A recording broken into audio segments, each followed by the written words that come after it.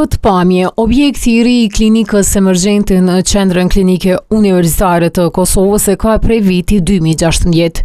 Që atëherë asnjë punë tjetër nuk është bërë, hapësira që duhet të shndrohej në një qendër moderne emergjente është përdorur si parking veturash dhe depo mbeturinash. Pacientët në anën tjetër vazhdojnë të marrin shërbime në një hapësirë prej vetëm 530 metra katror. Veç vitin e kaluar janë trajtuar 103.870 pacientë.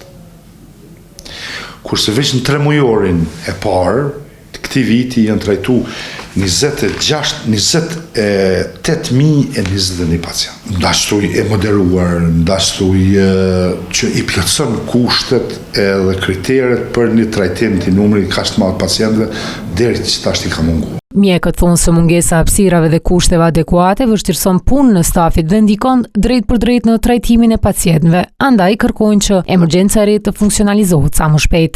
E dizajnume në atë mënyrë që t'i plotësojë gjitha kriteret edhe nevojat për trajtimin emergjent çdo pacienti, si me salla, si me aparaturë, si me gjithë ato. Gjendjen aktuale në emergjencën e QKUK-s e konsiderojnë alarmante edhe përfaqësuesit e pacientëve. Ka një fluks shumë të madh të pacientëve, në anën tjetër kapaciteti i hapësirave dhe resurseve humane që punojnë aty janë jashtëzakonisht kufizuar. Ne kemi nevojë për një klinikë emergjente, që kemi thënë edhe më herët, edhe kjo duhet të bëhet sa më shpejt.